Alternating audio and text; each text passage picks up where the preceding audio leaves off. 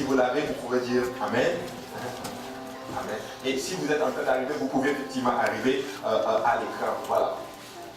Voilà. Donc il est écrit, la Bible dit, Azer produit une nourriture excellente. Il fournira les mets délicats des rois. Alléluia. Ça c'est Azer. Maintenant prions tous ensemble. Papa, nous voulons te dire merci Père, nous voulons te rendre grâce Seigneur Jésus-Christ. Nous ne voulons pas entamer ceci Seigneur, Papa, sans élever la voix vers toi Seigneur. Nous voulons te demander Seigneur, ouais, nous tous ensemble, afin que nous puissions avoir ta parole ce soir Seigneur. Papa, ouais, moi que je puisse l'annoncer sans crainte ni faveur Seigneur. Papa, dispose le cœur de mes frères et de mes sœurs Seigneur à le recevoir, que cela trouve une place dans nos cœurs, qu'elles germent et produisent des fruits et que ces fruits nous conduisent à la vie éternelle. Papa, que toute la gloire te revienne et nous disons tous au nom de Jésus. Au nom de Jésus. Alléluia. Juste avant de vous asseoir, battez encore les mains.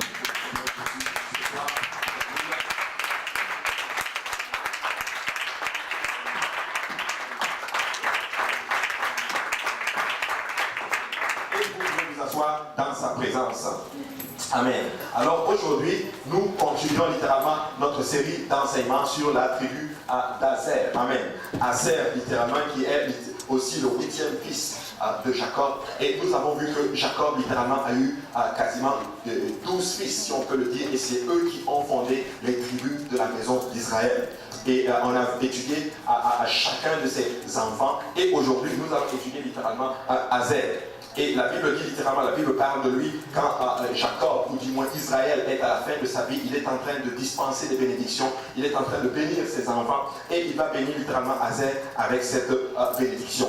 Azer produit une nourriture excellente, il fournira les mets délicats des rois. Amen.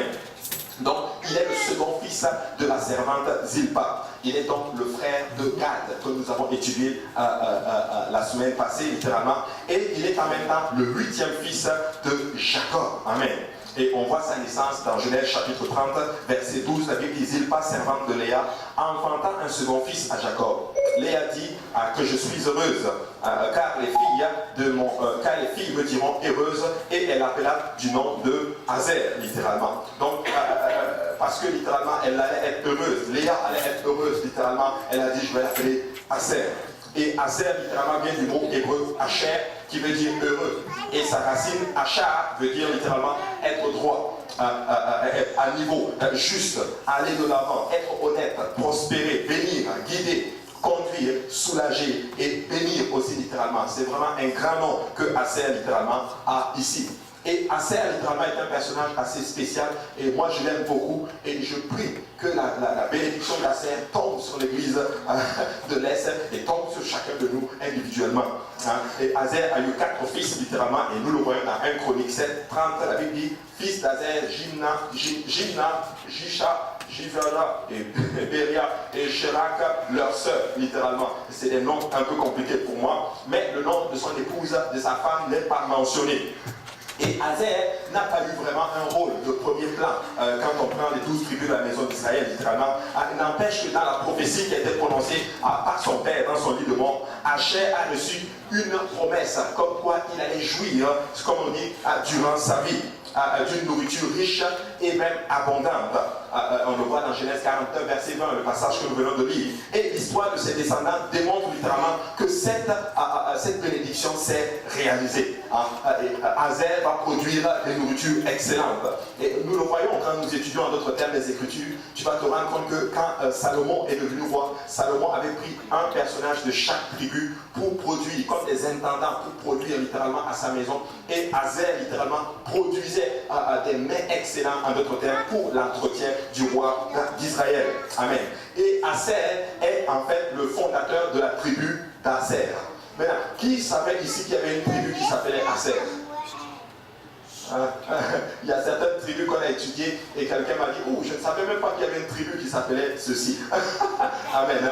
Mais Azer est effectivement, à l'autre terme, le fondateur de la tribu de Azer, littéralement. Et un an après l'exode, littéralement, la tribu comptait 41 500 hommes adultes. Nous le voyons dans Nombre, chapitre 1, verset 41. La Bible dit, les hommes de la tribu d'Azer, dont on fit le dénombrement, furent de 41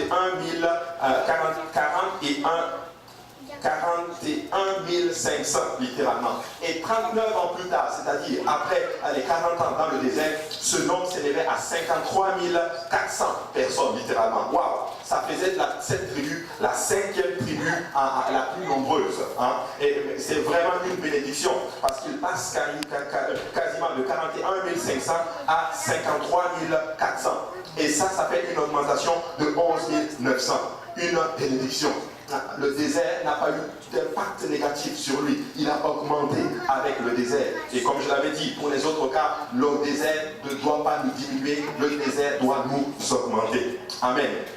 Alléluia. Et nous voyons là qu'il a augmenté malgré l'épreuve du désert littéralement. Et le désert, comme on l'a enseigné le dimanche passé, c'est un investissement. Les afflictions, c'est un investissement que Dieu va mettre en nous. Dieu ne va pas permettre qu'un problème nous arrive parce qu'il veut tout simplement que nous soyons des problèmes et que nous soyons tristes. Non. Mais quand Dieu permet qu'une affliction nous arrive, c'est tout simplement parce qu'il veut investir littéralement en nous. Il veut nous amener dans sa pleine volonté. Maintenant, Azer est un personnage qui ne gaspille pas ses afflictions, il ne gaspille pas ses épreuves, il les exploite pour croître et devenir plus que ce qu'il est. Hein? Et moi je crois que nous devons arriver à cette place où nous exploitons nos épreuves pour devenir meilleurs littéralement et aller là où Dieu veut que nous puissions aller.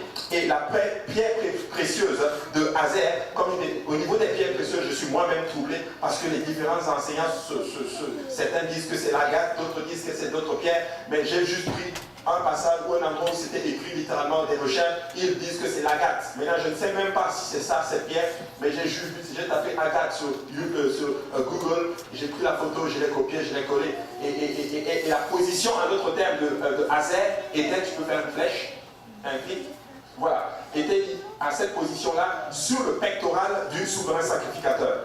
Donc le souverain sacrificateur avait ce qu'on appelle un pectoral qui était, et bizarre, quand vous étudiez les Écritures, vous allez vous rendre compte littéralement que Lucifer avait aussi littéralement comme une sorte de pectoral avec des pierres précieuses sur lui. Hein?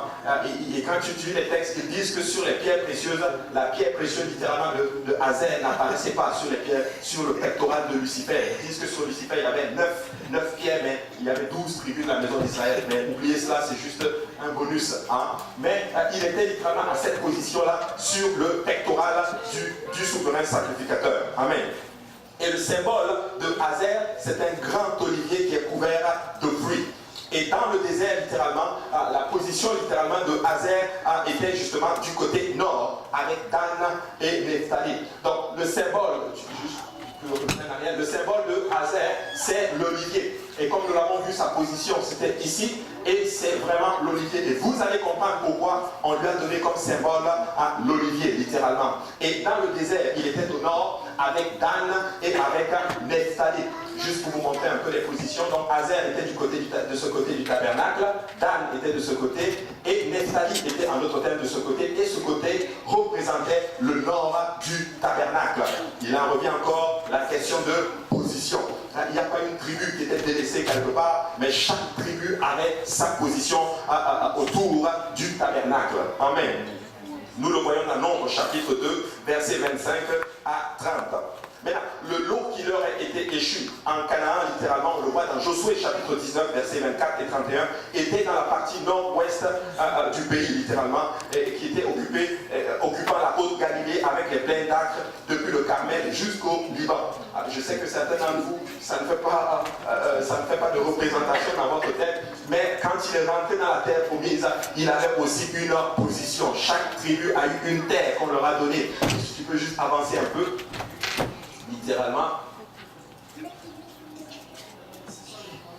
Alléluia, voilà. Ça c'était vraiment Israël. Quand ils sont rentrés dans la terre promise, et quand tu fais un clic, voilà. Cette partie-là, c'était littéralement le territoire d'Azer. Et c'était l'un des plus beaux territoires fertiles, littéralement, qui était donné en d'autres termes à Azer, en d'autres termes. Et ça, c'était l'accomplissement de la prophétie de Jacob et même de la prophétie que Moïse lui a donnée aussi. Et cette tribu était une des 6 qui était placée sur le mont Ébal pour répondre Amen aux malédictions. Quand ils sont rentrés dans la terre promise, 6 tribus sont montées sur le mont Garizim pour prononcer les bénédictions. 6 autres sont allés sur le mont Ébal pour prononcer les malédictions et ils devaient tous dire Amen. Et cette malédiction, c'était quoi? Si vous ne servez pas le Seigneur, c'est ça qui va arriver. Mais là, les bénédictions, si vous servez le Seigneur, c'est ça qui va arriver. Et ces 2 montagnes existent toujours en Israël, littéralement. Maintenant, Azer faisait partie des 6 tribus qui se sont tenues sur le mont Ébal pour prononcer en d'autres termes les malédictions. Maintenant, il est difficile de trouver des faiblesses à Azer de nos jours, mais on dirait littéralement que les Achérites étaient des gens qui aimaient beaucoup la paix. Ça, c'était sa caractéristique. On ne parle pas vraiment beaucoup de lui, mais c'est quelqu'un qui aime beaucoup la paix. Et c'est en fait justement là sa faiblesse, littéralement.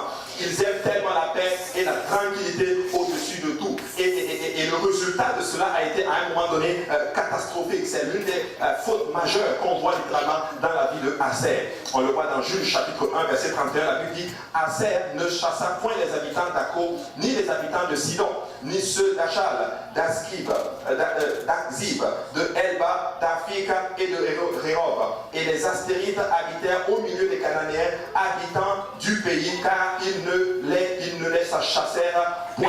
Donc, quand Azer est entré dans la terre promise, il aime tellement la paix qu'il va cohabiter littéralement avec ses propres ennemis. Oui, nous devons rechercher la paix. Rechercher la paix avec tous, sans laquelle nul ne verra le Seigneur.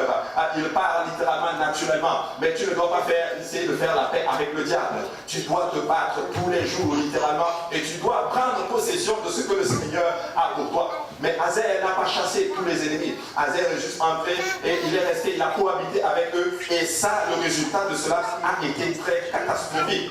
Pourquoi? Parce que c'est de Sidon, un des endroits de territoire de Azer, qui est venu littéralement, qui est venu Jézabel. Qui connaît Jézabel ici dans les Écritures, la femme d'Akab, c'est de là qu'elle vient littéralement. Azer n'a pas effacé toutes les ennemis littéralement de la terre promise, et Jézabel vient de là, et Jézabel était une femme dangereuse. C'était une femme littéralement qui a voulu contrôler l'autorité de son mari Akab, et c'était quasiment elle qui dirigeait quasiment Israël, et c'est elle qui a permis littéralement que les faux dieux entrent en Israël littéralement, et Dieu va susciter Élie pour libérer tout Israël littéralement de l'adoration des idoles. Amen. Et cette tribu n'aime pas faire la guerre, littéralement. Elle n'est pas du genre à se défendre, à défendre ses droits. Pour qu'ils combattent, il faut les pousser littéralement. Et du temps de Déborah, littéralement, quand Barak devait aller combattre littéralement Sisera, qui était le roi de Canaan, le chef de l'armée du roi de Canaan, littéralement, certaines tribus sont allées aider Barak, mais Azer n'est pas allé aider Barak. Azer est resté chez lui. Il n'a même pas levé le petit doigt pour aller soutenir à combattre. Donc c'est quelqu'un qui aime tellement la tranquillité, il n'aime pas les problèmes. Mais je vais dire ceci à les chrétiens des fois. Oui, il faut aimer la tranquillité, mais des fois il faut te lever et il faut te battre pour les promesses que le Seigneur a pour toi.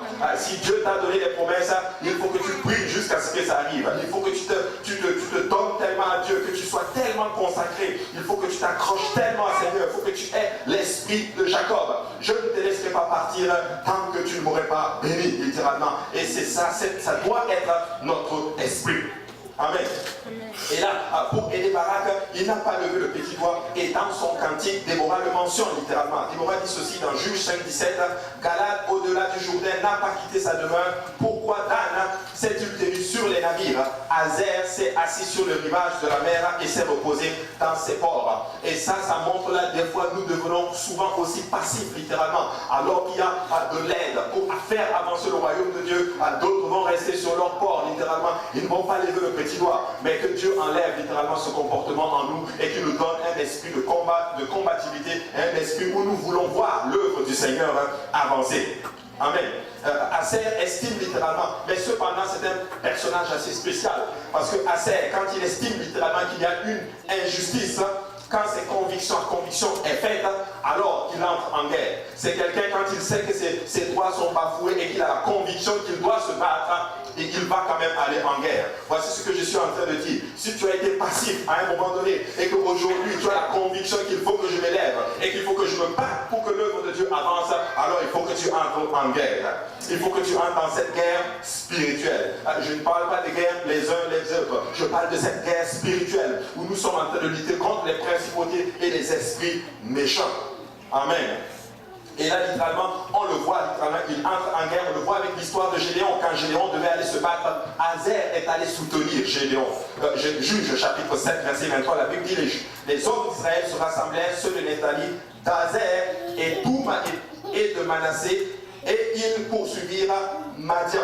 Donc ils ont soutenu littéralement Gédéon à renverser les Madianites.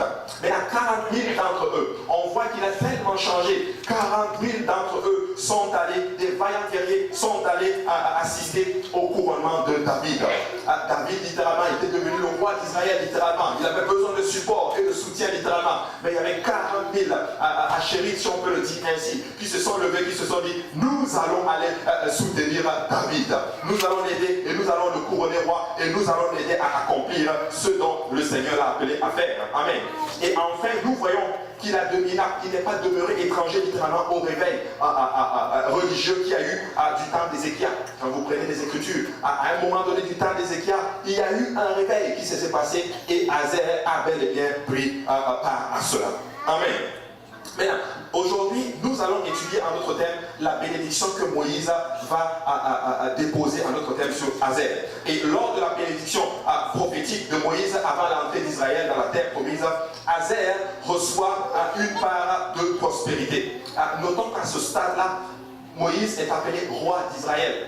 En fait, c'est la seule fois que nous voyons dans les Écritures où Moïse est appelé roi d'Israël. Dans certains cas, il est appelé prophète. Dans d'autres cas, il est appelé homme de Dieu. Dans ce cas-ci, il est appelé roi.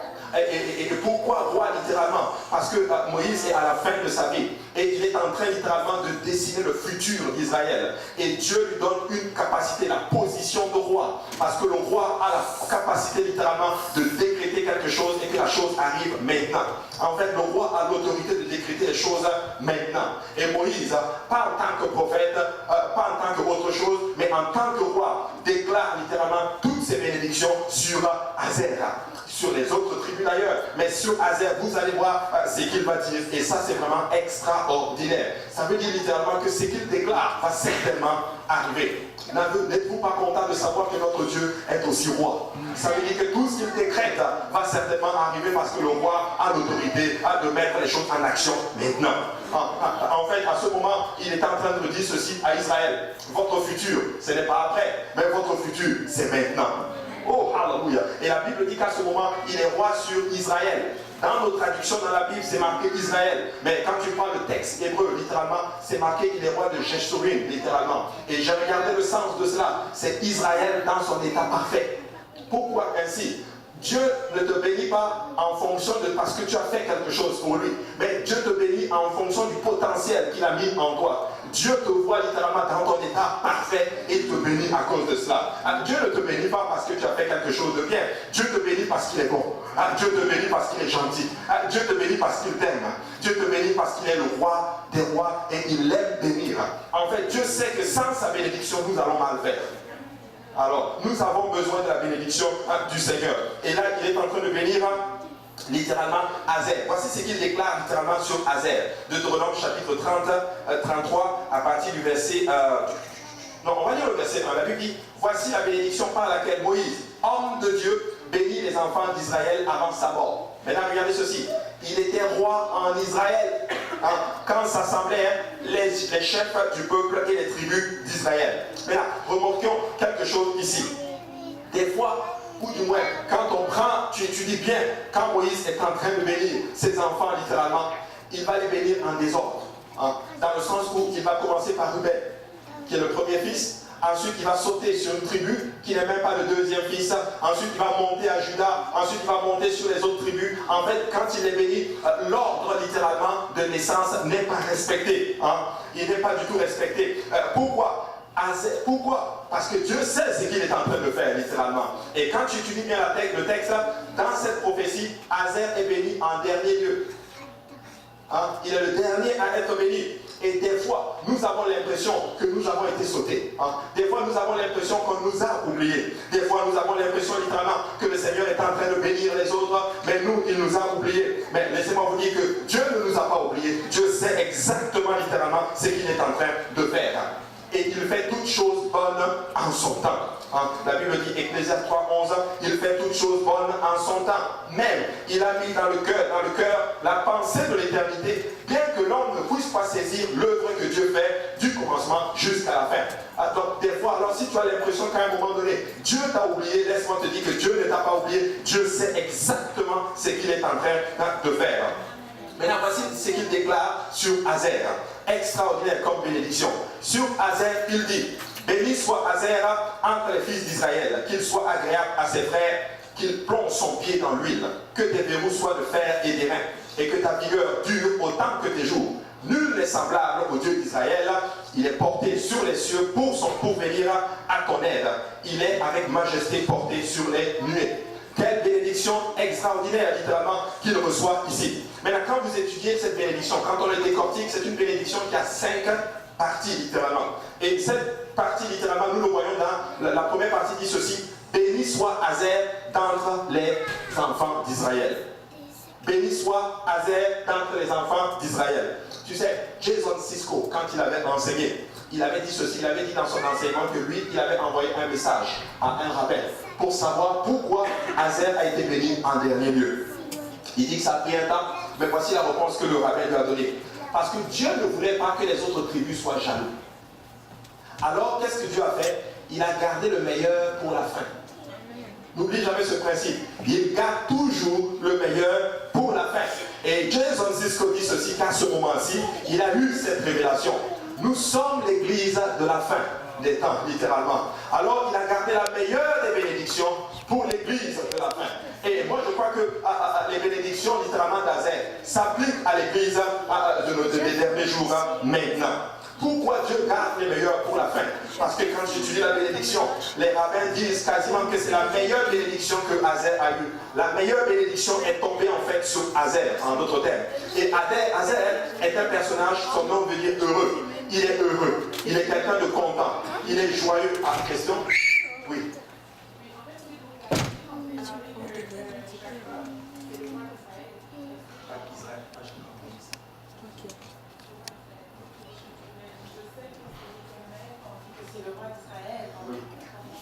Oui, effectivement.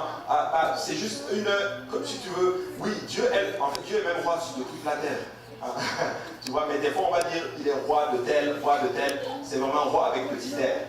Quand on dit qu'il était roi d'Israël, c'est parce que Dieu lui a donné cette dispensation, littéralement, cette autorité de décréter les choses. Hein. C'est comme par exemple, on dit par exemple, pasteur tel. Mais la Bible dit que le grand pasteur, c'est Jésus-Christ. Tu vois, donc, nous, c'est pasteur petit P, et Jésus, c'est pasteur grand P. Donc, lui, Jésus, c'est roi grand R, Moïse, c'est roi petit R. Ça répond à votre question? Oui, c'est un mot. Pasteur, c'est par rapport aux bénédictions. Comme vous aviez évoqué tantôt les bénédictions, vous avez dit qu'il faut qu'on persiste comme dans la consécration et dans la prière jusqu'à ce qu'on voit les bénédictions de Dieu arriver dans nos vies. Est-ce qu'il faut juste qu'on prie et qu'on reste, qu'on demeure dans ce contexte pour Dieu pour que ces choses arrivent? Ça prend aussi qu'on réfléchit aussi un peu à ce que nous désirons pour commencer aussi à utiliser aussi un peu.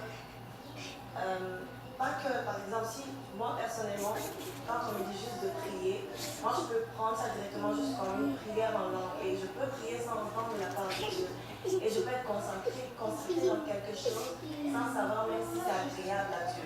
Et durant tout ce temps, 20 ans, j'attends la promesse de Dieu. Est-ce que... Ben, je veux savoir si c'est juste, je dois prendre comme je dois me consacrer et prier jusqu'à ce que la chose arrive. Si ça prend que je fasse aussi quelque chose. Très bonne question. Oui, il faut que tu fasses quelque chose. Quelque chose, c'est quoi? Quand on parle de consécration, c'est certes, oui, il faut que tu pries. Mais il faut que tu apprennes c'est quoi la prière, comment il faut prier. Tu sais, des fois nous allons prier, peut-être tu vas parler en langue 2 heures. La prière, c'est une communication, tu vois. Et quand tu parles à Dieu, c'est comme si moi je viens, je commence à te parler pendant 1 heure. Et quand tu ne réponds pas, tu vois, oui, il faut prier, des fois il faut s'asseoir, lire la parole de Dieu, méditer sur la parole de Dieu pour entendre les paroles du Seigneur. Des fois, ça va arriver qu'on va s'asseoir calme pour entendre la parole du Seigneur, tu vois. Maintenant, la consécration, c'est quoi? C'est te battre, tout simplement pour ne pas tomber dans le monde.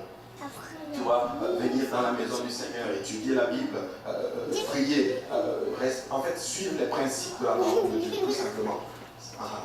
Mais que voulez-vous dire par me battre pour ne pas tomber dans le monde? Parce que ça, personnellement, moi, parfois, quand on utilise certains termes comme le monde, et que c'est comme quelqu'un qui n'est pas habitué, par exemple, au terme de Dieu. Quand on me dit le monde, moi, ça m'avait amené à un point où parfois j'étais devenue quand je n'aimais plus les gens alors que j'étais censée les aimer. Je pensais que je les aimais, mais à un point, inconsciemment dans ma tête, je me disais c'est le monde. J'étais comme ça, c'est le comment, que dois-je comprendre par pour ne pas tomber dans le monde? Ouais. C'est quand on dit le monde, c'est pas qu'on déteste les gens, on n'a plus de relation avec eux. C'est juste ne pas faire ce que le monde fait. Par exemple, le monde, c'est quoi? C'est que, par exemple, quelqu'un, eux, par exemple, dehors, les gens peuvent mentir et ça n'a pas de problème. Ils sont corrects avec ça. Ils trichent, ça n'a pas d'impact. Tant et aussi longtemps qu'ils ont ce qu'ils veulent. Ils font tout. Ils volent les fils, ils volent les boîtes, ils font toutes ces choses. Ils mentent, ils vont en boîte, ils trompent leurs épouses. Ils vivent dans le péché, tout simplement. Mais nous ne devons pas faire cela. C'est juste ça. Eux, ils mentent, toi, tu ne dois pas mentir. Ils sont rebelles à leurs parents, toi, tu ne dois pas être rebelle à tes parents. Tu vois, c'est juste ça. Et ceux qui sont, par exemple, leur lumière même brille plus que la mienne. Ils ne connaissent pas Dieu, mais quand je les vois, je suis comme, wow, Dieu est vraiment avec telle personne. Ils sont comme, même moi, en connaissant un peu la révélation de Jésus-Christ, quand je les vois, ils sont studieux, ils sont bien. Je fais des écarts, jusqu'à présent, je continue. C'est pas que je fais exprès, mais je suis encore dans la chair, je tombe parfois, je me relève, je me réponds, mais je vois ces personnes quand ça va vraiment. Est-ce que je peux regarder à ce monde et faire comme eux? Regardez à ce moment, il faut comprendre la nuance. Quand je dis par exemple le monde, c'est juste ce qu'ils font qui n'est pas bon. C'est juste ça. Mais tu peux prendre de beaux exemples, littéralement, des gens qui ne connaissent pas Jésus-Christ, mais qui ont des exemples de vie qui sont corrects. Je te donne un exemple. Moi, j'ai un collègue de travail, je vous en avais parlé. Ce type, il arrive 30 minutes toujours à l'avance au travail. Toujours à l'heure. Hein? Bon, moi, j'arrive 5 minutes. Alors, je ne suis pas en retard. Je tiens à l'appeler. Mais Dieu m'a dit, prends exemple sur lui. Lui, il arrive 30 minutes à l'avance au travail. Il est sérieux, il arrive au... Et, tu vois, tu peux prendre ces exemples de vie, tout simplement. Mais ce qu'il faut comprendre, c'est que lui, il n'a pas Jésus-Christ comme toi, tu as Jésus-Christ. Lui, il n'a pas obéi à l'évangile comme toi, tu as obéi à l'évangile. C'est pour ça que la Bible les appelle des injustes. Tu vois, ils sont corrects aux yeux du monde, mais devant Dieu, ils n'ont pas accepté la grâce du Seigneur Jésus-Christ. La Bible les appelle des injustes. Donc, tu peux être correct aux yeux du monde, mais aux yeux de Dieu, ne pas être justifié. Tu vois. Pasteur, est-ce qu'ils sont, même ceux qui n'ont même pas entendu parler de Jésus-Christ, ils aiment Dieu, sans se rendre compte de ce qu'ils aiment au fait, mais ils n'ont juste pas la révélation. Est-ce que, comme ça, je peux le prendre tout le temps comme c'est les gens justes, même s'ils ne connaissent pas? Oui, absolument. Tant et aussi, la Bible dit qu'il y a 4 catégories de personnes. Tant et aussi longtemps, nous sommes justifiés par le sang de l'agneau. Donc, celui qui n'a pas encore accepté le sang de l'agneau ne peut pas être un juste. Les justes, c'est ceux qui n'ont jamais entendu parler de Jésus-Christ. Maintenant, aujourd'hui, peux-tu me montrer quelqu'un sur la face de la terre qui me dit qu'il n'a jamais entendu parler de Jésus-Christ? Moi, je pense qu'il y a certaines personnes qui ont entendu parler de l'évangile, mais ils n'ont pas compris. C'est comme s'ils n'ont toujours pas vraiment reçu l'évangile. Absolument. Ils n'ont peut-être pas compris. Probablement qu'il y a peut-être le cœur est encore dur, mais ils ne sont pas encore justifiés, tout simplement. Ça ne veut pas dire qu'ils ne vont pas être justifiés dans le futur, mais ils ne sont pas encore justifiés par le sang de l'agneau. Donc je dois comprendre qu'il ne faut pas que je prends juste les choses à la lettre, comme si on dit que c'est des injustes, mais pas comme si c'est vraiment des personnes qui sont justes là. Non, c'est devant Dieu, en d'autres termes. Ils font des choses justes des fois. Ils peuvent même des fois nous enseigner certaines moralités d'ailleurs, tu vois. Mais devant Dieu, quand tu as plus le sang de Jésus-Christ qui te couvre, c'est comme Israël. déterminé. Donc, ce que je dois comprendre dans ce cas-ci, je comprends bien, ce que je dois comprendre par le monde, c'est ne pas faire ce que le monde fait. C'est comme si je dois comprendre, comme le conseil que mes parents me donnaient quand j'étais toute petite. J'allais parler pendant là, désolée. Genre, si les autres mondes ne font pas, c'est pas un monde parallèle, mais c'est juste ne fais pas de mal. C'est juste, exactement. C'est juste ça. C'est ça. C'est ça. C'est pour ça que la Bible utilise ce terme pour imaginer littéralement ceux qui ne connaissent pas Jésus-Christ et qui vivent littéralement. Mais c'est triste à dire, c'est que même les enfants de Dieu font les œuvres du monde des fois. Tu vois? Mais c'est juste une expression. C'est pas que des fois, dès que tu sors, dès que tu vois quelqu'un, est-ce que tu connais Jésus? Ah non, c'est du monde, je ne parle pas avec toi. Non, ce n'est pas cela. Nous devons les gagner, mais quand on dit nous ne sommes pas du monde, c'est que nous ne faisons juste pas ce que les gens font dehors, c'est tout. Tu vois, les gens trichent, ils se trompent, ils mentent, il n'y a plus d'amour, il n'y a plus toutes ces choses, mais nous ne sommes pas appelés à faire comme ça. Donc c'est juste ça qu'il faut comprendre. Très souvent, ce qui me mettait moi dans la confusion, c'est comme par exemple quand vous dites les gens mentent, c'est triche. Pour moi, je me dis qu'ils ne font que ça en fait. C'est comme, je ne vois pas le bien qu'ils font. Ouais. Mais après, quand je regarde à la réalité, je suis comme épatée. Parfois, quand je vois certaines personnes, je suis comme, wow, j'aimerais vraiment être capable d'améliorer certaines choses dans mon monde. Absolument. Absolument. Je pense que tu comprends ce que je suis en train de dire. Il faut juste faire là, tout simplement la nuance là. Mais quand la Bible dit le monde, c'est juste les œuvres, les ténèbres que les gens font, qui sont pas, nous ne sommes pas appelés à faire ça. Bon, votre question? Est-ce que ça répond à toutes les questions? Est-ce que tout le monde a compris? Amen. Amen, amen. Voilà, battons nous même pour le Seigneur.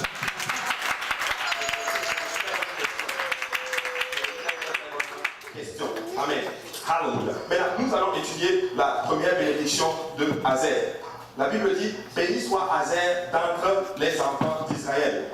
D'entre les enfants d'Israël. Dans certaines traductions, c'est marqué, béni soit Israël avec Azer avec les enfants, littéralement. Qu'il soit agréable à ses frères et qu'il plonge son pied dans l'huile. Ça, c'est la 8 secondes. La Martin dit ceci, Azer sera béni en enfant. Waouh! Et c'est extraordinaire, littéralement. Parce que cette bénédiction était en train de conférer à Azer ce qu'on appelle la fécondité. La fécondité. Azer va être béni avec beaucoup d'enfants. Et avoir des enfants, c'est une bénédiction. C'est une bénédiction de l'Éternel. Alléluia. Donc Azer était fécond. Il va avoir beaucoup d'enfants. Et là, dans ce passage, le mot dit littéralement, c'est le même mot que nous voyons littéralement dans Genèse. Quand la Bible dit l'Éternel, l'Éternel dit que la lumière soit et la lumière fut. En fait, c'est un mot de création, un mot d'autorité et en même temps un mot de puissance. Et cela veut dire littéralement que cette déclaration va certainement s'accomplir. Le mot qui est utilisé, c'est le mot Amar. Et le Seigneur est en train de dire, Azer, tu vas être béni. Et quand tu étudies littéralement la naissance d'Azer, tu vas te rendre compte qu'après la naissance d'Azer, nous ne voyons plus de stérilité, en d'autres termes, dans la famille de Jacob. Regardez, Sarah était stérile. Rebecca était stérile, littéralement. Et par la suite, littéralement, Rachel était stérile.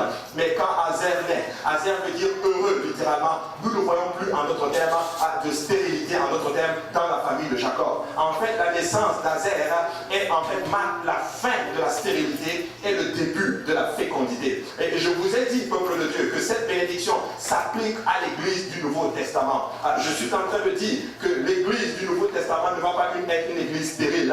Nous allons être une église féconde. Nous allons avoir des bébés spirituels.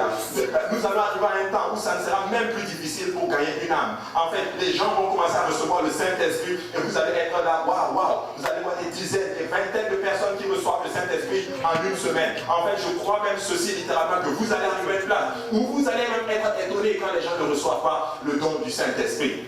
Nous allons être féconds littéralement et vous pouvez le voir. S'il y a la stérilité dans cette salle, laissez-moi vous dire que le Seigneur est capable d'enlever cette stérilité et il te confère la bénédiction d'Azer. Alléluia. Donc nous allons être féconds, nous allons voir des gens qui vont venir et qui vont obéir littéralement à l'évangile. Et ceux qui naissent, c'est simplement parce qu'ils ont obéi à l'évangile. Ils se sont repentis de leurs péchés, ils ont été baptisés au nom de Jésus-Christ, ils ont reçu le baptême du Saint-Esprit et ils marchent dans la sanctification. C'est parce que c'est ça qu'on devrait dire. Ils marchent dans la sanctification littéralement pour devenir comme le Seigneur Jésus-Christ. Ils ont reçu le Saint-Esprit il parle en d'autres langues. Donc l'église de la fin des temps, et nous sommes l'église de la fin des temps, nous sommes féconds. Alors dis à ton voisin, tu es fécond. Tu es fécond. Amen. Maintenant, regardez ce que la Bible dit littéralement dans Actes chapitre 2, verset 46. La Bible dit, ils étaient chaque jour tous ensemble assidus au temple, ils rompaient le pain dans les maisons et prenaient leur nourriture avec joie et simplicité de cœur, louant Dieu et trouvant grâce auprès de tout le peuple. Et le Seigneur ajoutait chaque jour ceux qui étaient sauvés. La Bible dit qu'il ce n'était pas chaque semaine qu'il augmentait, mais c'était chaque jour que le Seigneur augmentait littéralement à son église. Et je suis là pour vous dire, église de Dieu, nous sommes à la fin des temps. Nous allons arriver à une place où les gens vont bénir par eux-mêmes pour recevoir le baptême au nom de Jésus-Christ. Rien que la semaine passée, c'est arrivé. Je ne sais pas si vous avez été attentif à cela, mais personne n'a invité littéralement le frère qui est venu, le frère Guy qui est venu justement se faire baptiser. Il a été touché par la parole du Seigneur. Je ne sais même pas qui est-ce qu'il a parlé. Il est venu, il est rentré, il s'est assis. On m'a appelé, on m'a dit, il veut se faire baptiser au nom de Jésus-Christ. Je ne lui ai même pas demandé qui t'a invité. Mais laissez-moi vous dire que ça, c'est un signe de la fin des temps. C'est une bénédiction, littéralement. Des fois, nous voulons comprendre. N'essaie même pas de comprendre. C'est juste une bénédiction. Alors, tourne-toi vers ton voisin et dis-le, je te bénis avec la fécondité. Hallelujah. Alléluia. Extraordinaire. Dieu ajoutait chaque jour. Maintenant, deuxième partie de la bénédiction d'Azer, qu'il soit agréable à ses frères. Ça veut dire ceci. Azer sera aimé de tous, littéralement. En fait, Azer n'est pas un poids. Il n'est pas un fardeau, en d'autres termes.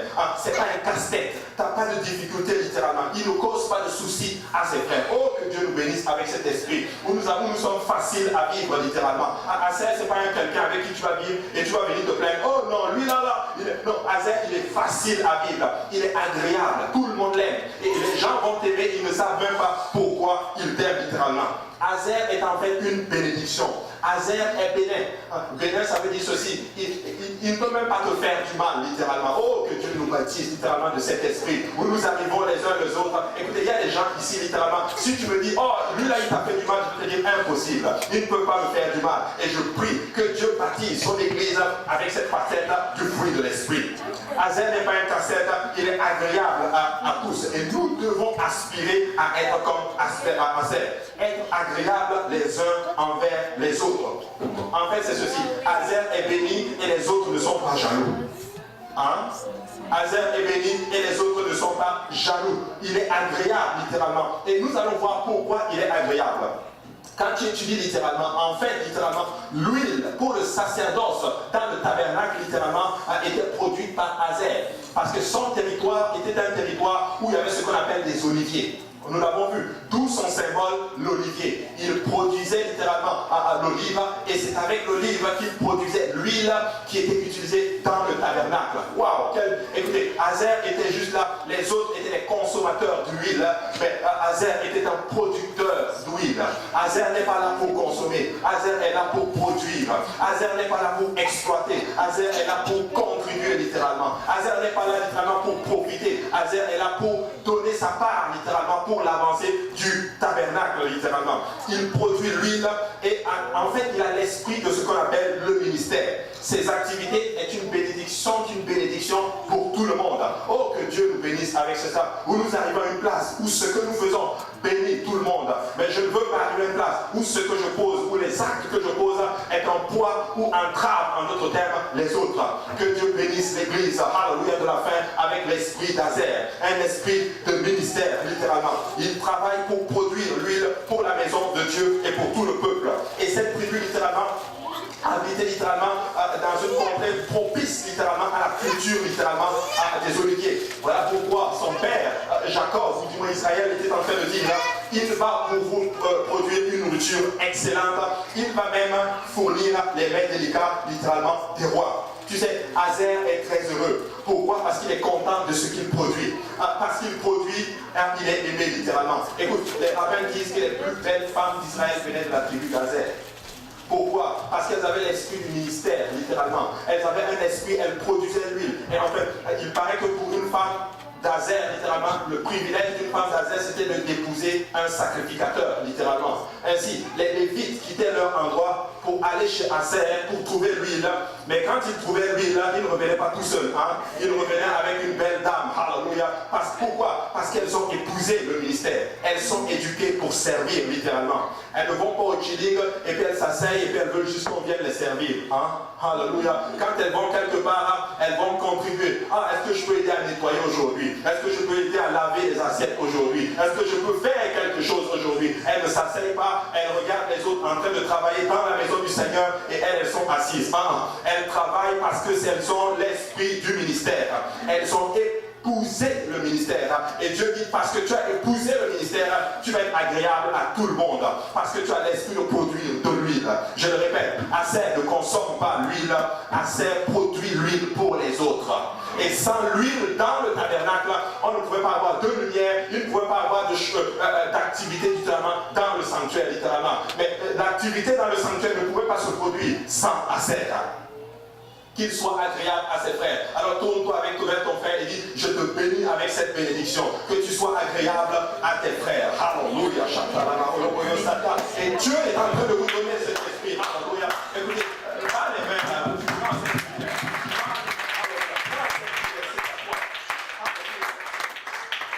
Amen.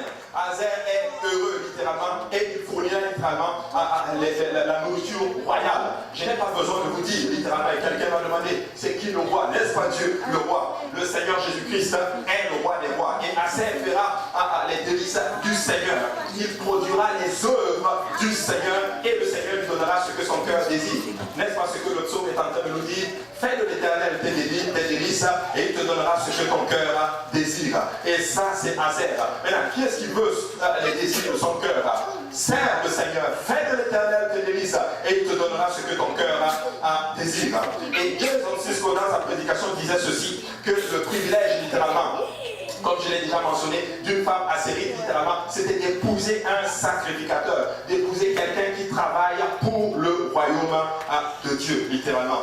En fait, Azer vit pour servir les autres. Il ne vit pas pour se faire servir. Il vit pour servir les autres. Et vous savez quoi? Quand vous servez fidèlement le Seigneur, c'est ce que Dieu va faire pour vous. Les gens vont vous aimer littéralement. Vous allez être agréable littéralement aux gens. Écoutez, il y a des principes, on en parlait tantôt. Même dans le monde, nous amenons le royaume de Dieu dans le monde. Dans nos lieux de travail, nous devons représenter le royaume de Dieu. Nous devons respecter, nous devons manifester la tempérance. Nous devons manifester l'amour de Christ. Il faut que les gens soient à l'aise littéralement à venir vers nous parce qu'ils ressentent la paix et la joie du Christ avec nous. Christ est en nous littéralement. Donc lorsque nous nous déplaçons avec Christ.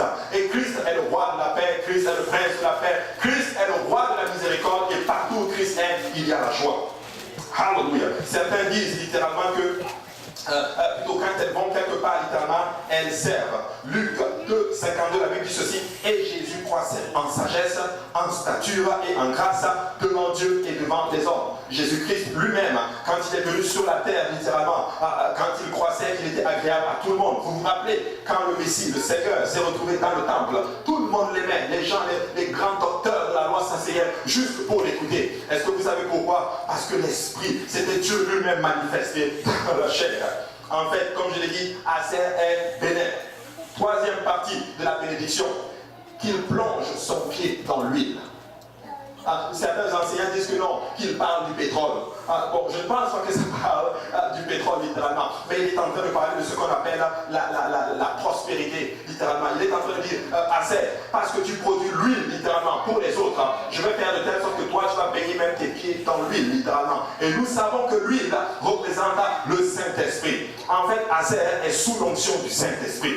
En fait, il ne quête pas le Saint-Esprit, il baigne dans le Saint-Esprit. Il va même plonger ses pieds littéralement dans l'huile. Vous savez, Jésus a dit ceci, que quand tu jeûnes, mets un peu d'huile sur ta tête, parfume-toi un peu, parce que regarde, tu sais, quelqu'un de normal là, il va juste mettre un peu d'huile sur sa tête, parce qu'à l'époque, mettre l'huile sur sa tête, c'était comme un signe de prospérité. Mais Dieu est en train de dire à ceci, à Isaac, à Azer, toi, tu ne vas pas juste verser sur ta tête, tu vas même plonger tes pieds là-dedans. Ça veut dire ceci, Azer, tu vas être très riche. Tu vas être prospère. Dieu va te bénir. Et je suis en train de dire à l'église, de la fin des temps, que Dieu va vous bénir. Je ne suis pas un prédicateur de la prospérité, mais je dis que Dieu va vous bénir. Dieu va vous bénir spirituellement, Dieu va vous bénir matériellement, Dieu va vous bénir financièrement. Vous allez être assis, vous allez soutenir l'œuvre. Faites juste le travail de Dieu. Ça ne prend pas beaucoup à Dieu pour vous bénir littéralement. Azer, parce que tu produis l'huile littéralement, parce que tu as l'esprit du ministère, je me fais de telle sorte que tes pieds vont baigner littéralement dans l'huile littéralement. Tu vas être une source, comme on dit, du Saint-Esprit. Oh, alléluia, je suis content de voir ces guerriers de la prière littéralement. Quand l'appel à l'hôtel arrive, vous avez le Saint-Esprit. Vous venez pour imposer les gens. Pourquoi? Parce que vous savez que vous êtes en train de baigner dans l'huile. Je peux prier pour quelqu'un et la personne va recevoir le don du Saint-Esprit. Et je suis content de voir des hachérites devant moi ici. Alléluia. Nous voulons faire produire de l'huile. Et tu vas baigner tes pieds dans l'huile. Amen. Mais je ne sais pas pour vous. Moi, je ne suis pas, je suis fatigué. Je vous assure, fatigué, mais vraiment fatigué d'arriver à une place où nous ne pouvons même plus faire, où on pense qu'on ne peut pas faire le travail de Dieu juste parce qu'il manque de l'argent, ou juste parce qu'on n'a pas les finances. Parce que Dieu ne manque pas d'argent, Dieu a les finances, et Dieu dit qu'il va bénir son peuple, et nous allons arriver à une place, littéralement, où Dieu va pouvoir. Écoutez, je ne suis pas, ce que je dis, je sais de quoi je vous parle. Là où je travaille, il y a une église qui ne prêche même pas toute la vérité. Ils sont tellement prospères qu'ils louent des salles à des entreprises pour que ces entreprises puissent faire leurs réunions. Écoutez, si ces gens qui ne sont pas dans la vérité sont capables d'arriver à ce niveau de prospérité, qu'en est-il alors, alléluia, de l'église du Dieu vivant, qui prêche la doctrine où Dieu veut vraiment gagner les âmes? Écoute, et plus tu atteins les âmes, ton souhait c'est de toucher les âmes, Dieu va donner les finances pour. Alléluia. Est-ce que je prêche encore dans la doctrine apostolique? Je ne suis pas un prédicateur de la prospérité, mais je suis en train de prêcher la parole de Dieu. Amen. Extraordinaire. Regardez, 2 Corinthiens 9, 8 dit ceci. Et Dieu peut vous combler de toutes sortes de grâces afin que possédant toujours ou toute chose de quoi satisfaire à tous vos besoins, vous ayez encore en abondance pour toute bonne œuvre. Ça, c'est Dieu qui le dit ainsi. Qu'on ne se trompe pas. Si tu bénis l'œuvre de Dieu, Dieu va te bénir. On a parlé pour le moment de la dîme et des offrandes. Alléluia. Tu sais, si tu donnes ta dîme à Dieu, Dieu il va te bénir. 90% avec Dieu, ça va plus loin que 100% sans Dieu. Je vais vous parler un peu de moi. Quand je suis venu à Dieu, je ne donnais pas ma dîme. Je vais vous dire c'était quoi mon palmarès. Beaucoup de dettes, alléluia, beaucoup de problèmes spirituels. En fait, j'étais juste un paumé. Rien n'allait dans ma vie, j'étais juste rien du tout. Alléluia. Et tu regardes, il n'y a rien du tout. Mais Jésus a dit, alléluia, il me dit, donne ta dîme, même dans tes problèmes de dette. Et il y avait des gens qui m'appelaient, vous les connaissez, ça s'appelle le recouvrement. Je connaissais le numéro par cœur. J'ai changé de numéro, on m'appelait toujours. Pourquoi? Parce que j'avais des problèmes. Mais écoutez, ce Dieu, alléluia, il est extraordinaire. Ce Dieu, il est fidèle à sa parole, alléluia. Quand j'ai commencé à donner sa dîme, il a commencé à me bénir. Et je ne fais pas beaucoup d'argent, un petit salaire. Dieu va me sortir de toutes mes dettes, littéralement. Il va m'établir, demander à mon épouse. Nous sommes mariés, nous sommes rentrés dans notre mariage sans dette. Alléluia. Sans dette, alléluia. Je suis en train de dire à quelqu'un, Dieu est fidèle. Si nous faisons ce que Dieu nous demande de faire, Dieu va faire sa part. Oui, Dieu va faire sa part. Et laissez-moi vous dire que Dieu est en train d'ouvrir les écluses des cieux sur certaines personnes. Je vous dis, Dieu est en train d'ouvrir les écluses des cieux sur certaines personnes. Je ne dis pas cela parce que je suis dans ce flot de l'esprit. Je veux vous le dire. Je connais quelqu'un qui sait Dieu. Alléluia. Il sait vraiment le Seigneur. Il a acheté sa maison en moins de 7 ans. Il avait fini de payer toute sa maison. Alors que les gens achètent des maisons pour 25 ans. Lui, il l'a payé pour 7 ans. Pourquoi? Parce que Dieu est béni. Et ce personnage, laissez-moi vous dire, c'est quelqu'un qui a fait la drogue, littéralement. Il était pris dans les liens de toutes ces choses. Dieu l'a libéré. Il s'est marié. Il a une famille aujourd'hui. Écoutez, il a sa propre entreprise aujourd'hui. Il soutient son église. Et à chaque fois qu'il vient, à chaque fois qu'il fait son témoignage, j'ai même presque les larmes aux yeux de voir ce que le Seigneur est capable de faire. Alléluia. Est-ce qu'on peut juste parler les mains pour que Dieu est capable de faire? Alléluia. Dieu est capable. Et si nous développons l'esprit d'Azer, le Seigneur va nous bénir. Nous n'allons pas stresser pour faire le travail de Dieu. On ne sera pas restreint littéralement pour faire le travail de Dieu. 4e partie de la bénédiction. Non, dis à ton voisin, je te bénis avec la prospérité. Alléluia. Amen. 4e partie de la bénédiction. Que tes verrous soient de fer et d'airain. Oh, ça va. Que tes verrous soient de fer et d'airain. Dans certaines versions, c'est marqué que tes chaussures soient de fer. En anglais, c'est, je l'ai dit, thy shoes shall be iron and brass. Oh, tu sais ce que ça veut dire? Il est en train de dire ceci. Tes chaussures seront des fers de fer. Tu seras en sécurité, littéralement. Tu seras dans le repos. Tu ne vas pas souffrir. En fait, tu vas même avoir la porte de tes ennemis, littéralement, entre tes mains. Qu'est-ce que je suis en train de dire? Si l'ennemi t'attaque, laisse-moi te dire que tu vas vaincre. Parce que tu as des souliers de fer et d'airain, en d'autres termes. Azer ne chancelle pas. Azer renverse ses ennemis littéralement et il marche dans la victoire. C'est ce dont littéralement nous parle, les verrous de fer et d'airain derrière lesquels on est en sécurité et nous sommes aussi en repos. Chaque jour sur la terre, nous serons en repos. Et pasteur Abou, mais non, tu parles de repos. Mais il y a telle situation, il y a tel problème. Le repos dont je parle, c'est la tranquillité au milieu même de tes problèmes, littéralement. Ça ne va pas t'affecter. Et plus ça arrive, plus tu es de plus en plus performant dans le Seigneur. Je suis en train de dire ceci à quelqu'un aujourd'hui. Les problèmes ne vont pas t'empêcher de faire ce que Dieu te demande de faire. En fait, les problèmes vont juste te renforcer, littéralement. Écoute, quand l'opposition arrive, des fois, tu sais ce que tu dois faire. Tourne-toi comme ça et l'opposition va te pousser, va te propulser littéralement vers de l'avant. Alléluia. Tu sais, ton opposition, ils ne comprennent pas, ils sont juste en train de t'aider à avancer. Amen. Ils sont aidés à... Alléluia. En tout cas, moi je sais qu'ils sont en train de nous aider à avancer. L'église du Dieu vivant va peut-être être combattue, mais c'est nous qui allons aller frapper les portes de l'enfer et nous allons prendre toutes les bénédictions que le diable nous a volées. Écoute, tout ce que le diable t'a volé, Dieu est capable de te redonner. Alléluia. Amen. Oui, c'est nous. Oui. Par rapport à ce point, les oppressions nous font en sorte que nous puissions grandir, maturer dans notre marche avec Dieu. Mais est-ce que ça ne dépend pas aussi un peu de notre attitude face à l'adversité? Parce que je vois aussi certains qui laissent tomber la situation parce que Dieu est là. Mais d'autres, par contre, c'est comme si eux, ils prennent la peine. Quand je les observe, ils regardent, ils cherchent et ils trouvent une porte de sortie en quelque sorte. L'obstacle n'est pas comme vraiment en nous, mais juste une opportunité pour eux d'utiliser pour se voir. Oui, c'est sûr, tout est question d'attitude. Et ça, je l'ai enseigné plusieurs fois. Tout dépend de... Tu peux avoir des problèmes, tu vois, mais c'est sûr que ton attitude est importante. Mais moi, quand j'enseigne, je prends d'un acquis que vous allez développer la bonne attitude. Quand les problèmes arrivent, toi, tu ne vas pas dire « Oh non, moi j'abandonne ». Quand les problèmes arrivent, je vais quand même dans la maison du Seigneur. Je vais venir prier. Je vais quand même continuer à servir le Seigneur. Je vais quand même continuer à étudier la Bible. Je vais quand même continuer à marcher littéralement selon les voies du Seigneur. N'est-ce pas que Jésus a eu beaucoup d'opposition? Tu sais, il avait sa croix sur son dos. Et il allait... Tu sais, regarde, Jésus avait la croix sur son dos en train d'aller vers la victoire. Tu vois? Et c'est la même chose avec nous. Nous devons porter notre croix. C'est ça que je dis. Quand il y a de l'opposition, ça ne doit pas, tu dois maturer, tu développes une nouvelle facette littéralement. Comment je vais éviter cette situation la prochaine fois? Tu vois ce que je veux dire? Et des fois, tu sais, quelqu'un a dit ceci, les problèmes, c'est vraiment un des plus grands serviteurs de Dieu. Dieu va permettre que certaines situations arrivent. Moi, je connais des gens qui étaient impatients. Mais Dieu va permettre certaines situations où, mon ami, tu n'as pas le choix d'être patient. Tu vois? Donc, c'est dans ce sens. Mais oui, tu as tout à fait raison. C'est une question d'attitude aussi. Si tu as une mauvaise attitude, tu n'auras pas la victoire. D'ailleurs, si tu as une mauvaise attitude, c'est parce que tu n'es pas encore mature. Tu vois? Mais quand tu commences à développer la bonne attitude, ça veut dire que tu matures. Tu vois, ceci, c'est des choses qui arrivent. Mais c'est pas grave, ça arrive des fois. Certains problèmes arrivent parce que tout simplement, nous sommes sur la terre des hommes. Nous sommes juste des êtres humains. Ça arrive à tout le monde. Mais certains problèmes arrivent parce que c'est le diable.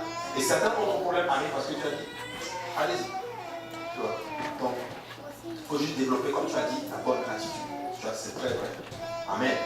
Hallelujah. Maintenant, et donc les chaussures de fer. Donc Azer ne chancelle pas littéralement. Et c'est que ce dont ça nous parle. C'est bien différent littéralement. Regardez ce que le prophète Ésaïe dit. Il n'y a pas de paix, dit mon Dieu, pour les méchants. Qu'est-ce qu'il est en train de dire? Écoute, si tu sers le Seigneur, tu vas avoir la paix. Écoute, j'ai remarqué ceci. Ceux-là qui servent vraiment fidèlement le Seigneur, quand les situations arrivent, ils ne chancellent pas. Ils sont dans la paix. Parce qu'ils savent que leur Dieu va prendre prendre soin de la situation. Moi, je ne connais pas la situation, mais Dieu est fidèle. Dieu est fidèle, je l'ai dit littéralement, même si tu es tombé dans des problèmes par ta propre faute, si tu développes la bonne attitude et que tu te lèves, tu tournes le regard vers Jésus-Christ, il est capable de prendre les mauvaises situations et de les tourner en bien. Alléluia, n'est-ce pas extraordinaire ce Dieu-là qui prend même nos défauts et en fait du bien avec. Amen. Regardez ce que la Bible dit dans Luc chapitre 10, verset 19. Voici, je vous ai donné le pouvoir de marcher sur les serpents, sur les scorpions et sur toute la puissance de l'ennemi. Et rien ne pourra vous nuire. Nous aimons lire beaucoup ce verset. La Bible dit que rien ne pourra te nuire. Qu'est-ce que ça en train de dire? Certaines situations vont arriver, mais ça ne va pas te nuire tant que Jésus-Christ n'a pas donné son aval. Écoute, tu te rends compte que même pour attaquer Job, Satan avait besoin de la permission de Dieu. Oui, Dieu dit, touche-le, pas de problème. En fait, je vais te dire pourquoi je veux que tu le touches. Juste parce que je veux que tu saches littéralement qu'il est complètement désintéressé. Que je le bénisse ou que je ne le bénisse pas, il m'aime toujours. Touche-le, tu vas voir littéralement. En fait, Satan, je vais te donner un coup littéralement. Écoute, quand le diable a commencé à attaquer Job littéralement, écoute, Job est resté et Job lui-même a mis une ligne. Il a tracé une ligne littéralement contre le diable. Attaque-moi, pas de problème. Je peux tout lui céder littéralement, je peux tout. Prends tout, mais même s'il me tue, je vais lui faire quand même confiance. L'Éternel a donné, l'Éternel a repris, que le nom de l'Éternel soit béni. C'est Job qui a déclaré ceci. Alléluia. Et Satan, quand il voit ça, il dit, oh Paul, ça c'est un homme convaincu, ça c'est un homme qui est décidé. Et je ne peux, écoute ceci, Satan ne peut rien contre une personne qui est déjà décidée dans sa tête. Est-ce que vous avez décidé de servir Jésus? Avez-vous décidé de servir le Seigneur? Alors le diable ne peut rien faire contre vous. Je l'ai dit, s'il te tue, tu vas aller auprès de Jésus. Mais s'il te laisse, tu vas prêcher l'évangile. Tu vas gagner les âmes pour le Seigneur. Tu vas enseigner les études bibliques. Et écoute, et c'est ce qu'il n'aime pas, justement. Alléluia. Rien ne pourra vous nuire. Tu as tes souliers de fer. Dis à ton voisin, je te bénis avec des souliers de fer et des reins. Alléluia. Extraordinaire, littéralement. Nous sommes enfants de Dieu. Et nous sommes aussi des achérites. Nous avons des souliers de fer et des reins. Et que certains me disent, bon, mes chaussures ne sont pas de fer et des reins. Mais nous avons des souliers de fer et des reins. Alors que quelqu'un dise, mais c'est quoi ces souliers de fer et des reins? Alléluia, amen. En fait, l'évangile nous donne pour chaussure ce qu'on appelle le zèle. Éphésiens 6,14. Tenez donc ferme et à vos reins la vérité pour ceinture. Revêtez la cuirasse de la justice. Regardez, mettez pour chaussure à vos pieds le zèle que donne l'évangile. Alléluia. C'est quoi l'évangile? La mort de Christ, l'ensevelissement de Christ, la résurrection de Jésus-Christ me donne un zèle. Et ces zèles, c'est ça mes chaussures, littéralement. Et avec ces chaussures, tu vas marcher sur les scorpions, tu vas marcher littéralement sur le serpent, et rien ne pourra te nuire. Alors prêche l'évangile. N'aie pas peur de l'évangile. Paul dit, je n'ai pas honte de l'évangile. Christ est mort pour nous. Christ a été enseveli pour nous. Christ a ressuscité d'entre les morts pour nous, littéralement. N'aie pas peur de dire au monde entier que ça prend la repentance. Qu'ils ont besoin de rentrer dans ces eaux dans le nom de Jésus-Christ. Et qu'ils ont besoin de recevoir le don du Saint-Esprit. Cela, ça donne un zèle. Et ce zèle, ce sont des chaussures de fer. Ces chaussures de fer et des reins, littéralement. Il dit, tenez donc ferme. Et à vos reins, la ceinture pour vérité. On parlait du mensonge tantôt. La vérité, ça doit être notre ceinture, littéralement. Je me le dis, on parlait même avec quelqu'un, il a commencé à avoir comme un esprit de mensonge, littéralement. Même dans la maison de Dieu, les gens même mentent et ils n'ont pas de problème avec. Écoutez, si nous disons des choses qui ne sont pas vraies, nous devons arriver à une place où nous avons un pincement dans le cœur, littéralement. Parce que ça, ce n'est pas la part d'un enfant de Dieu. Nous devons vivre dans la vérité. Nous devons dire la vérité et ça doit être littéralement notre ceinture. Revêtez la cuirasse de la justice. Soyez justes. Soyez justes les uns envers les autres. Ne prenez pas parti, ne faites pas les choses par vaine gloire ou par vaine prise de parti. Ça ne sert à rien. Soyons justes devant le Seigneur. Faisons ce qui est juste devant le Seigneur. Mettez vos chaussures à vos pieds le zèle que donne l'évangile de paix. Amen. Tu sais, le zèle, le mot hébreu, grec plutôt, c'est étoimation. Je parle grec. Ça veut dire l'action de préparation, la condition d'une personne ou quelque chose qui est préparé et qui est prêt. Ça veut dire ceci, soyez toujours prêts. Écoutez, je ne sais pas, tu dois être prêt. si la trompette sonne aujourd'hui, tu dois t'assurer que tu es prêt à monter au ciel. Et si la trompette sonne aujourd'hui, qui est sûr à 100% qu'il va monter avec Jésus-Christ. Nous devons être capables de lever les mains, alléluia, de dire, Père, alléluia, si cette trompette sonne, ce micro va tomber, il va se taire à jamais. Mais si cette trompette sonne, tu dois être sûr que peu importe ce qui arrive, je vais être en présence du Seigneur Jésus-Christ. Alléluia. Nous devons être prêts, peuple de Dieu. C'est ça que ce zèle nous donne. Et l'évangile te prépare à être prêt. Si tu t'es repenti de tes péchés, baptisé au nom de Jésus, rempli du Saint-Esprit, tu es prêt. Si cette trompette sonne, tu vas monter avec Jésus-Christ. Tu vas monter comme Superman, littéralement. Et oh, alléluia, il y a juste moi qui est dans mon affaire, mais Dieu est bon. Cinquième partie, dis à ton voisin, je te bénis encore une fois avec des souliers de fer et des reins. Oh, alléluia. Cinquième partie de la bénédiction, et j'ai bientôt terminé. Et que ta vigueur dure autant que tes jours. Il parle de la santé. Alléluia. Il parle de la santé. Azer est en santé. D'ailleurs, il produit de la bonne nourriture. Il utilise la meilleure huile. Il a la meilleure huile dans son territoire. En fait, l'âge n'a pas d'impact sur sa vigueur. Plus il grandit en âge, sa vigueur reste constante. Oh, j'aimerais tellement que nous arrivions à cette place. Et je bénis beaucoup Dieu pour certaines personnes que je vois dans la maison du Seigneur. Il y a des frères que je vois ici, je ne les ai jamais vus malades. Et je me dis pourquoi? Parce qu'ils servent le Seigneur. Je ne les ai même pas vus jamais coucher dehors. Parce qu'ils servent le Seigneur. Qu'on ne se trompe pas. Servir le Seigneur, c'est de la bonne santé pour tes os. La Bible déclare. Alléluia. Il est en train de dire, Azer, tu vas vite. Dis à ton voisin, je te bénis avec la santé. Parce que sans la santé, peuple de Dieu, nous ne pourrons absolument rien faire. Si nous ne sommes pas en forme, nous ne pourrons rien faire. Même travailler pour Dieu, sans la santé, tu ne peux rien faire. Certains s'appuient sur leur char, certains s'appuient sur leur force physique, mais nous nous appuyons sur le Dieu d'Israël, l'Éternel des armées, parce que c'est lui qui nous donne la santé, c'est lui qui nous donne la vigueur, littéralement. Il est et même si tu as 100 ans, Azer, tu vas être. Écoute, Moïse, la Bible déclare que étant même sur le mont Nebo, sa vue était aussi perçante, littéralement, qu'un géant. Il était solide. Servir Dieu, ça donne de la vigueur, peuple de Dieu. Et j'ai vu beaucoup de serviteurs de Dieu, littéralement, si on te dit leur âge, tu ne vas même pas croire. Mais quand tu les vois, ils sont même plus en forme que certains jeunes que je vois, littéralement. Servir Dieu, ça te donne de la force dans les os. Azer est une tribu en bonne santé et en sécurité parce que son pied est trempé dans l'huile. Ésaïe 40, verset 28 dit ceci. Ne le sais-tu pas? Ne l'as-tu pas appris? C'est le Dieu d'éternité, l'Éternel, qui a créé les extrémités de la terre. Il ne se fatigue point, il ne se lasse point. On ne peut sonder son intelligence. Il donne de la force à celui qui est fatigué et il augmente la vigueur de celui qui tombe en défaillance. Mais écoute, si tu es fatigué, et je l'ai déjà testé, ça marche. Quand tu es fatigué, mets-toi à genoux. Papa, renouvelle mes forces. Parce que là, je n'en peux plus. Parce que la Bible déclare que celui qui se confie en l'Éternel renouvelle ses forces. Je le déclare. Dieu va bénir l'église de l'Est avec la santé. Vous allez être en santé, littéralement. Dieu va vous prospérer. Vous allez avoir la force physique, littéralement. Vous allez être en vigueur, littéralement. Vous allez avoir la possibilité d'aller travailler, de prendre soin de vos familles, de prendre soin de vos enfants et de venir dans la maison du Seigneur. Alléluia. Dis amen. Alléluia. Il donne de la force à celui qui est fatigué. Alléluia. Les adolescents se fatiguent et se lassent. Et les jeunes hommes chancellent. Mais ceux qui se confient en l'Éternel renouvellent leur force. Ils prennent leur vol comme l'aigle. Oh, je ne sais pas si tu vois l'aigle. Quand l'aigle vole littéralement, il est dans les airs, il est dans les hauts lieux littéralement. Et sa vue est perçante. Dieu va te bénir avec cette bénédiction littéralement. Si tu le sers littéralement, ta vue va être perçante. Ta vigueur va être perçante et tu vas être en forme. Il court et ne se lasse point. Écoute, tu vas arriver à une place, tu vas faire le travail de Dieu et tu ne vas même pas te fatiguer.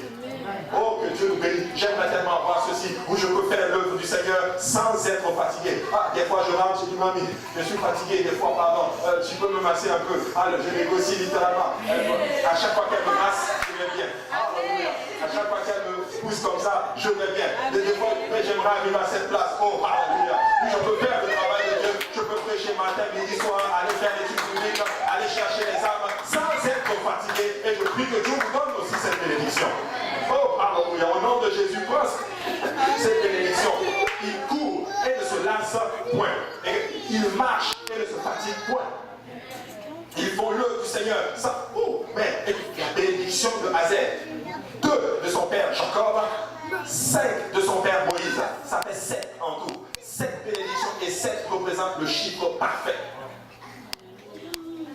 Ça, c'est Azer. Maintenant, toi, tu te plains. Oh, le Seigneur m'a oublié. Le Seigneur m'a oublié. Tel va se marier. Tel a été béni. Mais moi, quand j'ai... Écoute, Dieu garde le meilleur pour la fin. Dieu garde le meilleur pour la fin. Alors, ne regarde pas les autres qui sont en train de passer. Reste tranquille. Sers juste ton Dieu et bénis le Seigneur pour les autres. Hein? Développe pas la jalousie parce que Azer n'est pas jaloux. Azer est content. Azer veut dire heureux. Es-tu heureux ce soir? Azer veut dire heureux. Azer est content pour son frère et pour sa soeur. Azer est content de faire l'œuvre du Seigneur. Azer est content de produire l'huile littéralement pour le Seigneur. Hein? Tu sais, il y avait une prophétesse dans la Bible, elle s'appelle Anne, âgée de 87 ans, 84 ans. Elle était veuve après 7 ans de mariage, sans doute vers l'âge de 25 ans, pas aussi littéralement. Mais toute sa vie a été consacrée à Dieu. Et elle menait sa vie à une vie de jeûne et son pied était trempé dans l'huile. Et elle témoignait beaucoup. Et quand Jésus est né, elle l'a reconnu comme le Messie. Et elle s'est mise à marcher dans Jérusalem pour annoncer la bonne nouvelle. Et rien ne pouvait l'arrêter parce qu'elle avait des chaussures de fer. Amen. Et elle distribuait ce qu'on appelle le bon pain. Vous me dites, mais c'est qui cette dame? Elle se trouve dans Luc chapitre 2. La Bible dit, Luc chapitre 2, verset 26, il y avait une prophétesse, Anne, fille de Phanuel, de la tribu d'Azer. Elle était fort avancée en âge et elle avait vécu 7 ans avec son mari depuis sa virginité. Restée veuve et âgée de 84 ans, elle ne quittait pas le temple et elle servait Dieu nuit et jour. Ah, oh, pasteur Abou, maintenant, elle avait 84 ans. Ah, elle restait dans la maison du Seigneur. Nuit et jour, elle servait le Seigneur. Comment? Dans le jeûne et dans la prière. Maintenant, une maman de 84 ans qui jeûne. Maintenant, quand je dis 3 jours de jeûne, les gens disent, oh, pasteur Abou, oh, le Seigneur est bon. Oh. Quand je dis, ah, on va jeûner, personne ne bat les mains. Personne ne bat les mains. Mais quand je dis, oh, autre chose, le Seigneur est bon. Maintenant, mais quand je dis, c'est la fin du mois, nous allons jeûner 3 jours. Alléluia, le Seigneur. Quand je dis des fois, dis à ton moment, tu dois jeûner, tu regardes dans le visage. Tu dois jeûner. Pasteur Abou, vas-y. Mais écoutez, nous devons jeûner. Si une maman de 84 ans peut être dans le temple, en prière et en jeûne, alors nous devons aussi, nous pouvons le faire. Nous pouvons le faire. Écoute, le jeûne, c'est puissant. Le jeûne, c'est vraiment puissant. Laisse-moi te dire que si tu jeûnes, tu vas être humble. Et si tu jeûnes, ta chair va être soumise à l'Esprit de Dieu. Si tu jeûnes, tu vas être sensible à l'Esprit de Jésus. Si tu jeûnes, tu vas ressentir le Seigneur sans problème, littéralement. Et quand tu jeûnes, ne jeûne pas juste, mais jeûne, mais prie. Mais lis la Bible, cherche la face du Seigneur. Mais écoute, oh, je ne peux pas faire tel nombre de jours comme tel. Pas grave. Fais une entente avec le Seigneur. Je veux faire de telle période à telle période. Et éventuellement, tu vas réussir littéralement. Maintenant, c'est quoi le jeûne? Le jeûne, ça veut dire ceci, ne pas manger. C'est tout. D'où le terme déjeuner. Ça veut juste dire ne pas manger. Maintenant, il y en a qui disent jeûne. Je jeûne de légumes. Non, de fruits, je mange juste des légumes. Mais je t'ai dit, dans les légumes, là, il y a la salade, il y a les œufs, il y a le thon, il y a le maïs, il y a la tomate. Et puis, mange encore le pain. Ça, c'est pas un jeûne, ça. Ça, c'est pas un jeûne. Moi-même, je peux manger, et puis je suis rassasié. Mais je me dis tout simplement, pas manger, littéralement. Et quand tu prends, tu peux le faire, même. Je ne sais pas pourquoi je tombe dans le jeûne. J'ai bientôt terminé. Regarde. Nuit étant la prière, étant survenue, elle aussi, à cette même heure, elle louait Dieu et elle parlait de Jésus à tous ceux qui attendaient la délivrance de Jérusalem. Écoutez, si une maman de 84 ans peut se lever et évangéliser, peuple de Dieu, les jeunes peuvent évangéliser. Écoutez, les jeunes peuvent évangéliser littéralement. Elle avait 84 ans. Je ne sais pas comment elle fait. D'abord, elle s'est levée et puis elle a commencé à louer le Seigneur. Écoutez, quand les Israélites louent le Seigneur, là, c'est pas Alléluia, béni soit le nom du Seigneur, gloire à Dieu, Alléluia. Non.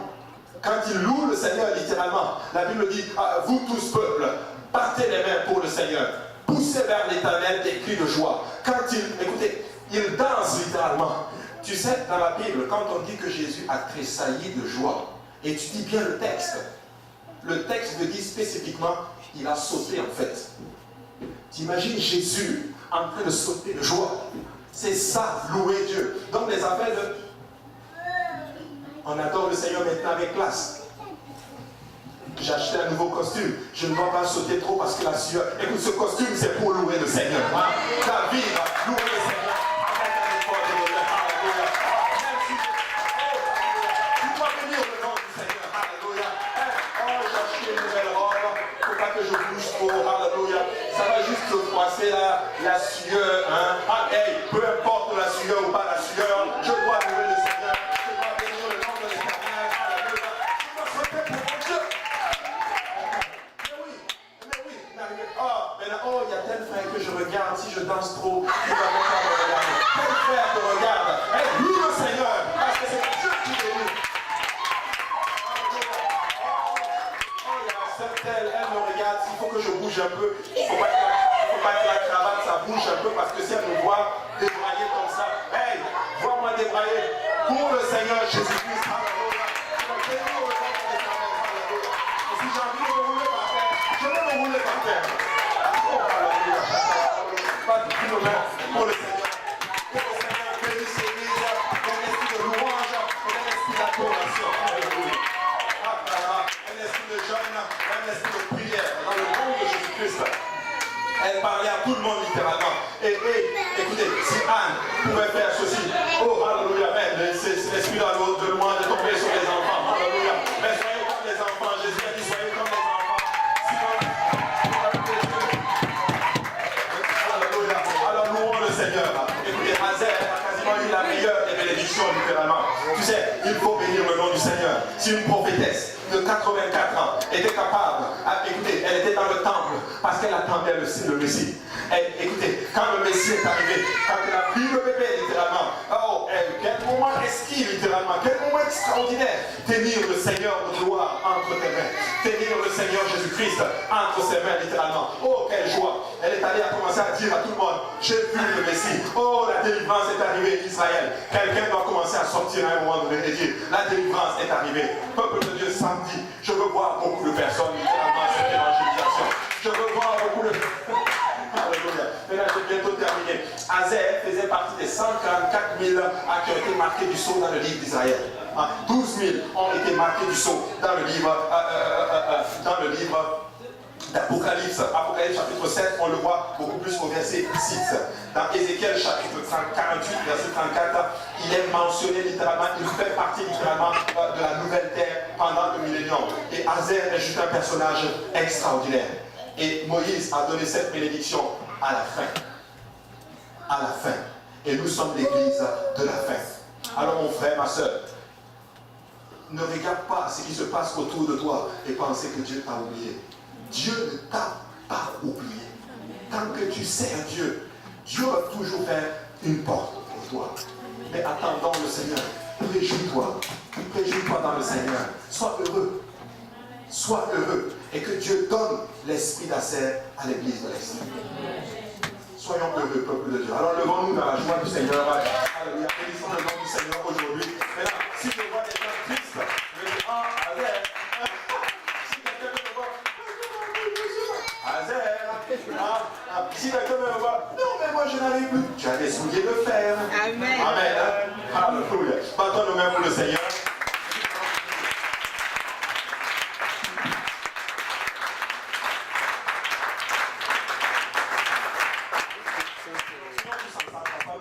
Merci, nous voulons te rendre grâce, Seigneur, Papa. Papa, nous prions, Seigneur, que toutes ces facettes de la bénédiction d'Azer tombent sur nous, Seigneur, Père, parce que nous voulons faire ta volonté, Seigneur. Papa, nous le prenons, nous le croyons, Seigneur, Papa, que nous sommes l'église de la fin et que tu gardes le meilleur pour la fin, Seigneur. Bénis mon frère, bénis ma soeur, Seigneur. Bénis, Seigneur, toute personne dans ces lieux, Seigneur, avec la force physique, Seigneur. Donne-leur la santé, Père, dans leur corps, dans leur vie, Seigneur. Papa, donne-leur la prospérité, Seigneur, Papa. Donne-leur un esprit de ministère, Seigneur. Donne-leur un esprit de sacrifice, Papa, un esprit d'amour pour toi, Seigneur. Papa, que le cœur de mes soeurs et de mes frères soit heureux, Seigneur Jésus-Christ, Papa. Que la joie et la grâce tombent sur chacun d'eux, Seigneur, mon Dieu. Alléluia. Je bannis tout esprit abattu. Je bannis, Seigneur, la tristesse, Seigneur. Je bannis la colère, Seigneur. Je bannis l'injustice. Je bannis, Seigneur, la jalousie. Je bannis, Seigneur, tout esprit qui ne confesse pas ton nom, Seigneur. Et nous libérons, Seigneur, Papa, cette bénédiction, Papa, dans nos cœurs, Seigneur. Seigneur mon Dieu, que ton nom soit béni, Seigneur. Bénis encore tes enfants, Seigneur. Bénis-les, Seigneur, car sans ta bénédiction, Seigneur, ils vont mal faire, Seigneur. Mais avec ta bénédiction, Seigneur Jésus-Christ, ils vont bien faire, Seigneur. À toi seul la gloire. Et nous disons tous au nom de Jésus. Alléluia. Bénissez encore le nom de Seigneur.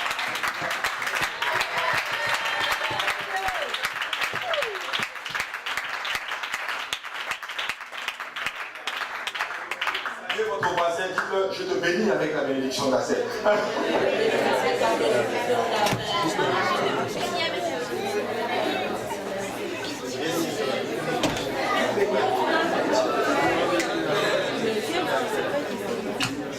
Si c'est pas allumé, c'est ça. C'est direct, c'est enregistré.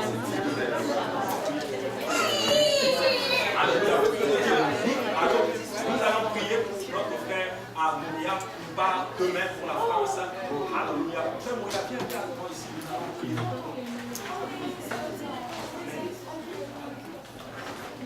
Alléluia. On va prier pour le frère Moria. Alléluia. Je vais demander au frère, venez, on va lui imposer la main.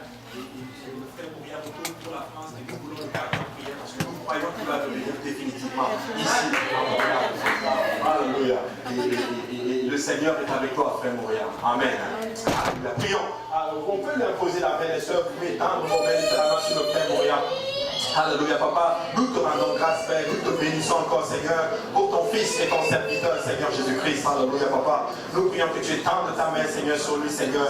Que tu le fortifies, Seigneur, mon Dieu. Alléluia, papa. Que tu protèges son départ et que tu protèges son arrivée, Seigneur Jésus-Christ, papa. Nous prions, Seigneur, mon Dieu. Alléluia, que tu le ramènes en santé, Seigneur, mon Dieu. Accorde-lui la vigueur dans ses os, Seigneur, papa.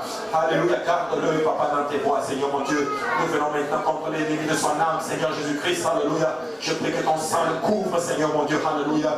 Permets, Seigneur, papa, que son processus d'immigration marche, Seigneur, papa. Qu'il vienne définitivement et qu'il te serve, Seigneur, mon Dieu. Alléluia. Papa, que tu fasses l'œuvre que tu t'es résolu de faire, Seigneur, papa. Je t'en supplie, Seigneur, au nom du sacrifice qu'il a fait, Seigneur. En venant à la retraite chipénienne, Seigneur Jésus-Christ. Alléluia, papa. Garde ton fils, Seigneur, papa. Bénis-le au-delà même de ses pensées, Seigneur, mon Dieu. Alléluia, papa. Éclaire-le, Seigneur, mon Dieu, papa. Que tout honneur, que toute gloire te revienne, Seigneur. Pour voir tout point de vue, Seigneur. Pour voir matériellement, pour voir spirituellement, pour voir financièrement, Seigneur. Pour voir tout point de vue, Seigneur Jésus-Christ. Alléluia. Que toute la gloire te revienne, Seigneur, Père. C'est dans le nom de Jésus maintenant que nous te prions, Seigneur. Alléluia. Au nom de Jésus. Au nom de Jésus. Alléluia. Amen.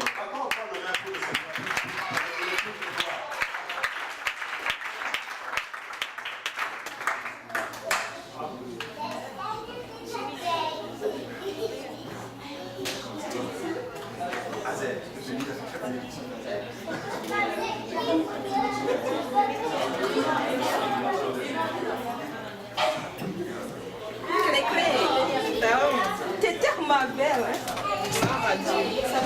Ça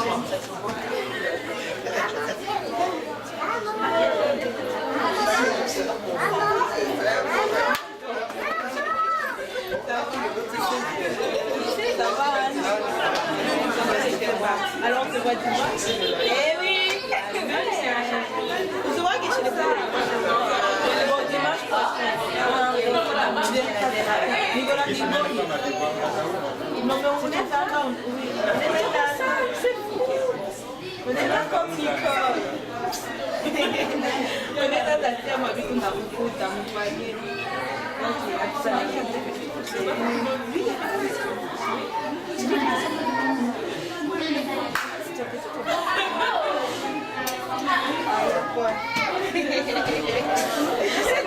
Nous, les petits sœurs, on met trop de stress.